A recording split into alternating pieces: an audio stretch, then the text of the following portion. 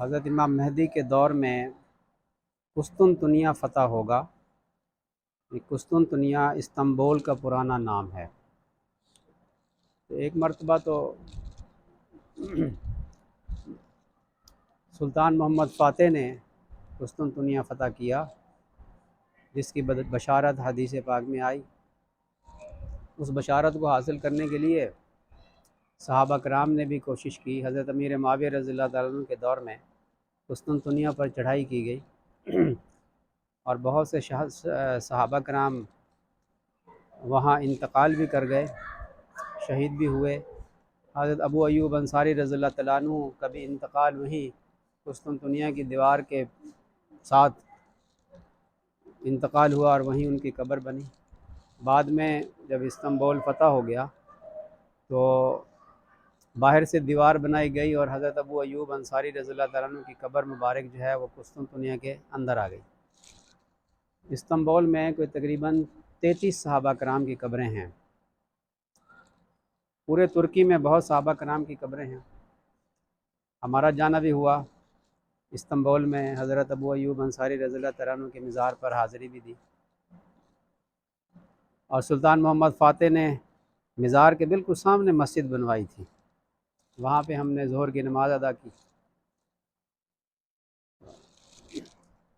تو ایک مرتبہ تو سلطان محمد فاتح رحمۃ اللہ علیہ نے فتح کیا استنبول کو اور تو ترکی قسطنطنیہ کو، اور سلطان محمد فاتح کی قبر بھی وہیں ہے۔ ہم نے وہاں بھی حاضری دی اور بڑے انوارات محسوس کیے۔ ہم اور بھی جگہوں پہ گئے، لیکن سلطان محمد فاتح کی قبر پہ جو ہم نے سکون اور انوارات دیکھے ہیں وہ کمال تھے۔ حضرت ابو ایوب انصاری رضی اللہ تعالیٰ عنہ کی تو کیا شان ہے، صحابہ کرام کی تو کیا شان ہے، اور بھی صحابہ کرام کی قبروں پہ ہم نے حاضری دی وہاں پہ۔ تو ایک مرتبہ تو حضرت سلطان محمد فاتح رحمۃ اللہ علیہ کے دور میں فتح ہوا، اور پھر ایک حضرت امام مہدی کے دور میں فتح ہوگا، جس کا ذکر ہم نے پچھلے بیان میں کیا تھا کہ لشکر جائے گا اور وہ اللہ اکبر تکبیر کہے گا تو اس کی دیوار گر جائے گی، دوسری مرتبہ تکبیر کہے گا لشکر تو اندر داخل ہو جائیں گے اور بغیر جنگ کے فتح ہو جائے گا استنبول۔ ابھی وہاں مسلمان اپنا نظام سنبھال رہے ہوں گے کہ شیطان لوگوں میں زور زور سے شور مچائے گا کہ تم یہاں پھر رہے ہو اور تمہارے گھروں میں دجال نکل آیا، تو لوگ پریشان ہو کر اپنے گھروں کو لوٹ جائیں گے۔ جب گھروں کو لوٹیں گے تو پتہ چلے گا کہ ابھی دجال کا خروج نہیں ہوا، لیکن اس کے تھوڑے ہی عرصے کے بعد دجال نکل آئے گا۔ اس کی چند علامات ہیں۔ دجال کے نکلنے سے 3 سال پہلے قحط کی شروعات ہو جائیں گی، آسمان سے 1/3 بارش رک جائے گی اور زمین سے 1/3 غلہ اگنا بند ہو جائے گا، اور زمین سے 1/3 پانی نکلنا بند ہو جائے گا، اور اس سے اگلے سال 2/3 بارش رک جائے گی، 2/3 غلہ اگنا بند ہو جائے گا، اور 2/3 پانی زمین سے نکلنا بند ہو جائے گا۔ پانی نیچے چلا جائے گا اور نیچے چلا جائے گا۔ ابھی بھی زمین میں پانی نیچے نیچے جا رہا ہے،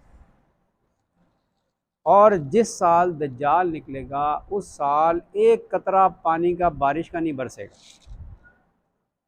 اور زمین پہ غلہ بالکل نہیں اگے گا، اور زمین سے پانی نہیں نکلے گا۔ یہ چیزیں اب دجال کے کنٹرول میں چلی جائیں گی۔ یہ جو آج کل یہ جدید دور میں جو کچھ ہو رہا ہے نا، دجالیات اس کو کہتے ہیں، کہ ہر چیز اپنے کنٹرول میں کر لو، ہر چیز اپنے کنٹرول میں کر لو،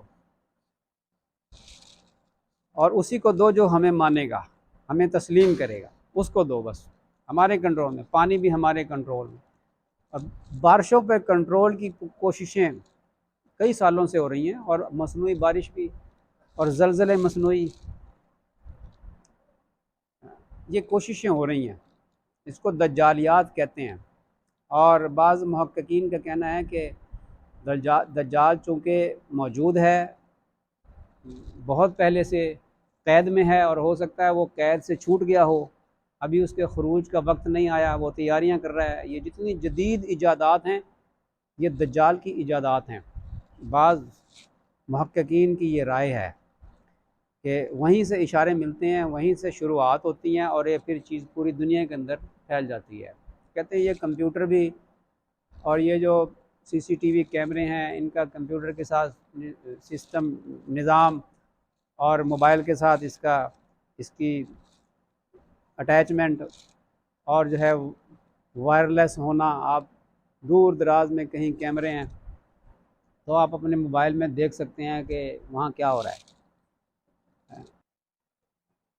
ایک علامت یہ ہوگی دجال کے نکلنے کی جو میں نے بیان کی، قحط ہو جائے گا، ہر چیز کنٹرول اس کے پاس چلا جائے گا، آپ کو پانی نہیں ملے گا، ہر طرف پانی بند۔ یہ جو فلٹر پلانٹ لگائے جا رہے ہیں جگہ جگہ، یہ بہت پرانی ایک سازش ہے، لوگوں کے معدے خراب کر دو، پانی ایسا پلاؤ جس میں آرٹیفیشل کیلشیم اور میگنیشیم ایڈ کیے گئے ہوں، اور معدہ اس کا عادی ہو جائے گا۔ اب آپ گھاٹ گھاٹ کا پانی نہیں پی سکتے، آپ کا معدہ خراب ہو جائے گا، آپ مجبور ہو جائیں گے یہ پانی پینے پہ۔ اب وہ پانی آپ کو قیمتاً ملے گا۔ پانی زمین میں نیچے چلا گیا، نہیں نکل رہا، آسمان سے بارش بند ہو گئی، دریا سارے اس کے کنٹرول میں، چشمے سارے اس کے کنٹرول میں، اور یہ پانی سارا کا سارا پینے والا اس کے کنٹرول میں۔ اب بھائی اس کو دیں گے جو ہمیں مانے گا، ورنہ پیاس سے مر جاؤ۔ بچے بل بلا رہے ہیں،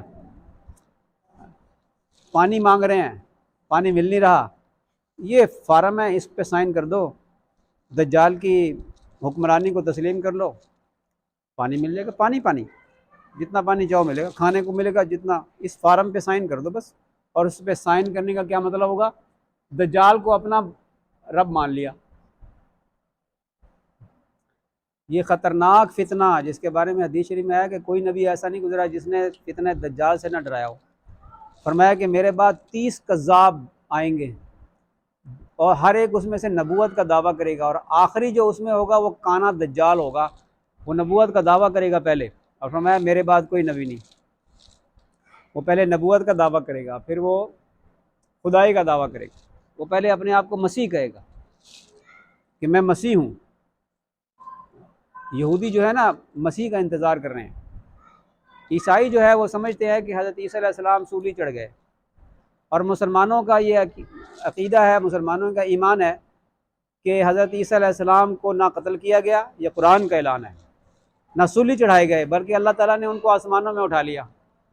مسلمان کہتے ہیں کہ حضرت عیسیٰ علیہ السلام کو آسمانوں میں اٹھا لیا گیا، کرسچن کہتے ہیں کہ حضرت عیسیٰ علیہ السلام سولی چڑھ گئے، اور یہودی کہتے ہیں کہ ہم نے دجال کو قتل کر دیا، سولی چڑھا دیا، یعنی حضرت عیسیٰ علیہ السلام کو انہوں نے نعوذ باللہ دجال کہا، اور حضرت عیسیٰ علیہ السلام کو اپنے تئیں سولی چڑھا دیا۔ اب وہ مسیح کا انتظار کر رہے ہیں یہودی، کہتے ہیں ہماری کتابوں میں ہے کہ مسیح نے آنا ہے، آئے گا دجال، اور یہ اس کو مسیح سمجھیں گے، اور دجال اپنے آپ کو مسیحی دجال اس لیے کہتے ہیں، فراڈیا مسیح، جھوٹا مسیح، ملمہ کاری جس کے اوپر کی گئی ہو۔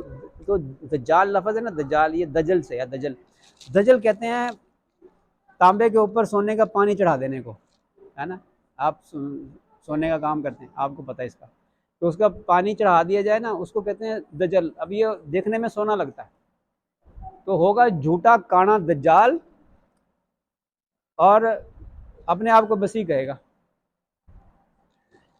تو سب سے پہلے یہ مسیح کہے گا اپنے آپ کو، اور پھر خدائی کا دعویٰ کرے گا۔ اصفہان کے 70,000 یہودی اس کے ساتھ ہو جائیں گے۔ اصفہان میں ایک مقام ہے، اس کا نام ہے یہودیہ، وہاں یہودی آباد ہو گئے تھے۔ یہ اصفہان سے نکلے گا، اس یہودیہ مقام سے نکلے گا۔ اس میں دو روایات آتی ہیں، ایک روایت سے آتا ہے، ایک بلکہ 3 روایات ہیں۔ ایک تو فرمایا وہ جو میں نے حدیث سنائی تھی، حدیث تمیم داری، حدیث جساسہ، وہاں پہلی نشست میں شاید اس کی ریکارڈنگ بھی صحیح نہیں ہوئی تھی، وہ میں اس کو اختصار کے ساتھ دوبارہ آپ کو سنا دیتا ہوں۔ تو 3 مقام بتائے گئے ہیں، پہلے میں بتا دوں۔ ایک بتایا گیا ہے کہ وہ ایک جزیرہ میں ہے، ایک جزیرہ میں ہے، وہ حدیث جساسہ سے پتہ چلتا ہے کہ وہ ایک جزیرہ میں ہے، اور مشرق کی طرف ایک سمندر ہے، بحر اوقیانوس اور بحر الکاہل، یہ 2 بڑے بڑے سمندر ہیں، ان کے اندر ایسے جزیرے ہیں جن کو شیطانی جزیرے کہتے ہیں۔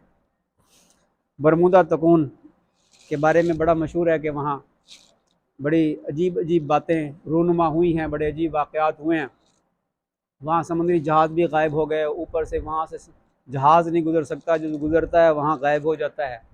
یہ واقعات بہت اڑن تشتریاں وہاں دیکھی گئی ہیں۔ تو بعض محققین کا کہنا ہے کہ وہ جو حدیث میں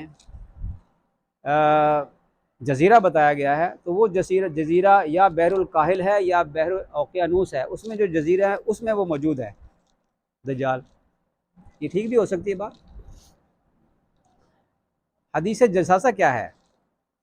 3 علامات میں نے 3 جگہیں بتانی ہیں آپ کو، یہ میں بھول جاؤں تو مجھے یاد دلانا ہے، یا میں ابھی بتا دیتا ہوں۔ ایک جزیرہ ہے جس کا حدیث میں ذکر ہے، نمبر 2 اصفہان کا ذکر ہے کہ وہ اصفہان مقام یہودیہ سے نکلے گا اور وہاں کے 70,000 یہودی اس کے ساتھ شامل ہو جائیں گے۔ اس میں علامت بھی بتائی گئی ہے کہ ان کا لباس کیسا ہوگا، ان کے اوپر چادریں سبز رنگ کی ہوں گی۔ اور نمبر 3 عراق اور شام کے درمیانی راستے سے نمودار ہوگا۔ اب ان تینوں باتوں کی کوئی ہم وہ اس تفصیل میں ان تینوں جگہوں کے بارے میں تفصیل میں تطبیق ہو جائے گی۔ حضرت تمیم داری رضی اللہ تعالیٰ عنہ مسلمان ہونے کے لیے آئے، یہ قبیلہ جذام سے تھے، اور یہ فرماتے ہیں کہ ہم ایک کشتی پہ سوار ہوئے، بڑی کشتی تھی نا، جہاز، سمندری جہاز پہ، اور ہم نے سفر شروع کیا تو راستے میں طوفان آ گیا، سمندری طوفان آ گیا، ہمارا جہاز سمندری لہروں میں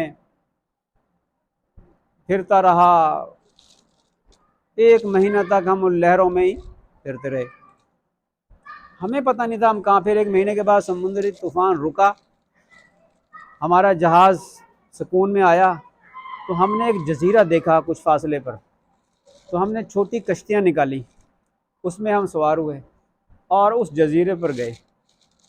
اس جزیرے پر ہم اترے تو ہم نے وہاں ایک شخص دیکھا جس کے جسم پر بال ہی بال تھے نا، جیسے ریچھ کے ہوتے ہیں، گھنے بال یا بن مانس کے ہوتے ہیں، بال ہی، اس کے آگے پیچھے کا پتہ نہیں چلتا تھا، تو وہ ہمیں دیکھ کر بھاگ گیا۔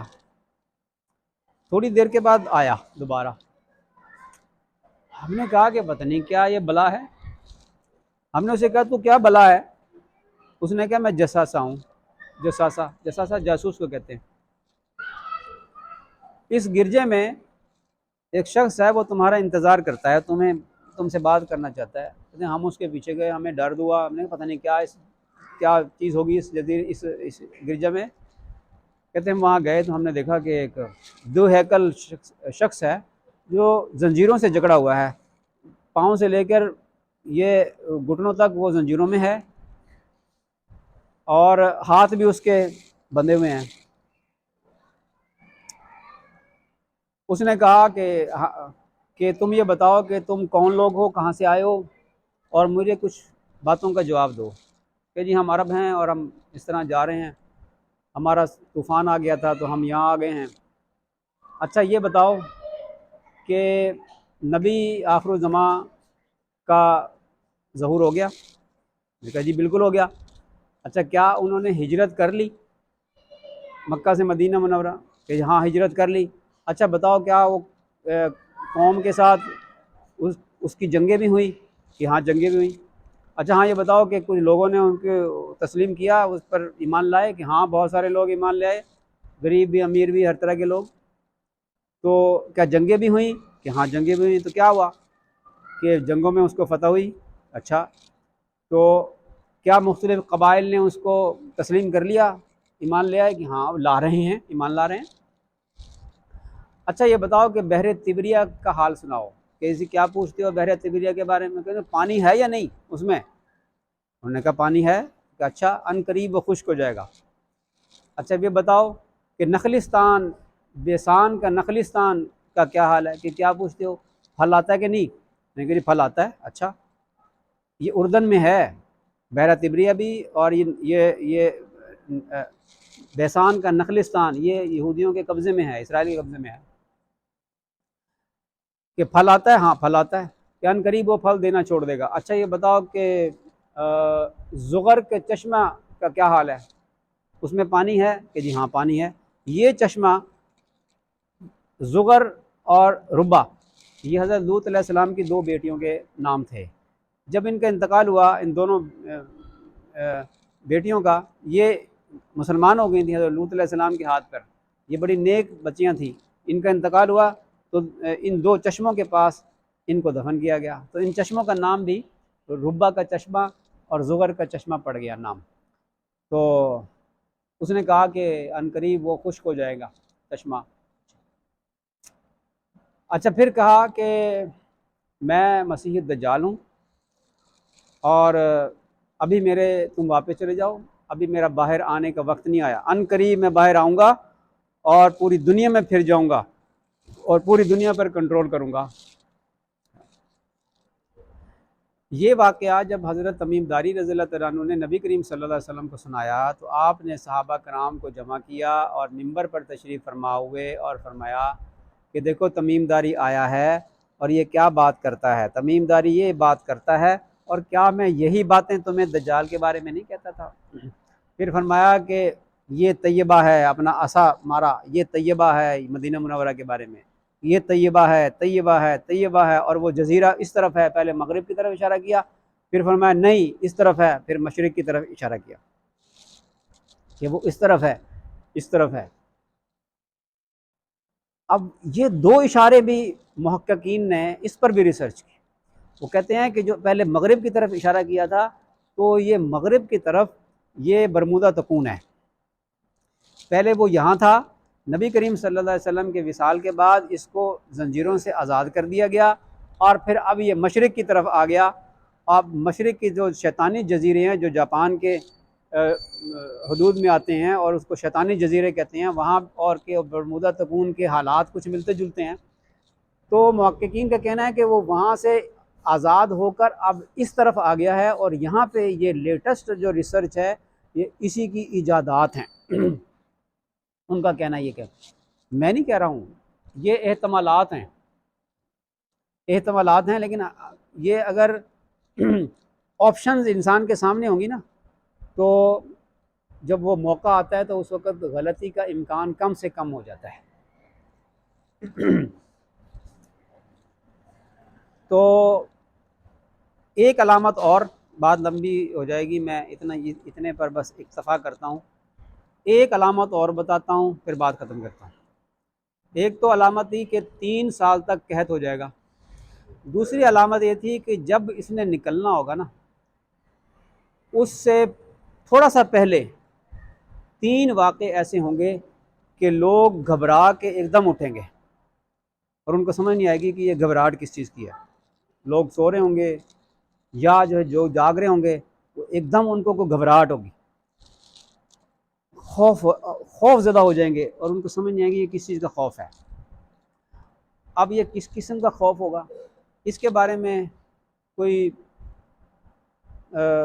ازیوم ہی کیا جا سکتا ہے کہ کس قسم کا خوف ہو سکتا ہے کہ شیاطین کا کوئی، جیسے گھروں کے اندر جنات آ جائیں نا تو وہ ڈرا دیتے ہیں اور سارے ایک دم ڈر جاتے ہیں، وہ اس قسم کا خوف بھی ہو سکتا ہے، کیونکہ دجال کے پاس بہت سی طاقتیں ہوں گی، سائنس عروج پر ہوگی، اس کے کنٹرول میں ہوگی، جادو عروج پر ہوگا، اس کے پاس بہت بڑا جادو ہوگا، جنات لوگوں کے اندر ایسے گھلے ملیں گے کہ جیسے انسان ایک دوسرے میں گھلتے ملتے ہیں، پورا کنٹرول جنات کے اوپر اس کا ہوگا، اور نظر بندی جادو میں آتا ہے، نظر بندی کا فن اس کے پاس ہوگا۔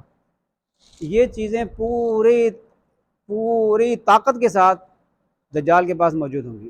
تو آپ دیکھیں تو صحیح کب سے زندہ ہے اور کب سے چلہ کاٹ رہا ہے، چلہ کاٹنے کا نا، یہ جو یہ جو جادوگر ہوتے ہیں چلے کاٹتے ہیں نا، عامل چلے کاٹتے ہیں، جتنا سخت چلہ کاٹتا ہے اس کا جادو اتنا سخت ہوتا ہے۔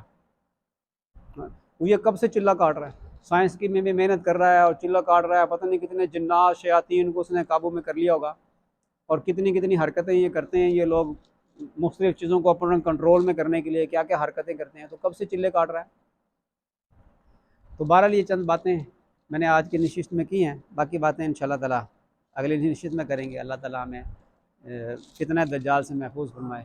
وآخر الدعوانا ان الحمد للہ رب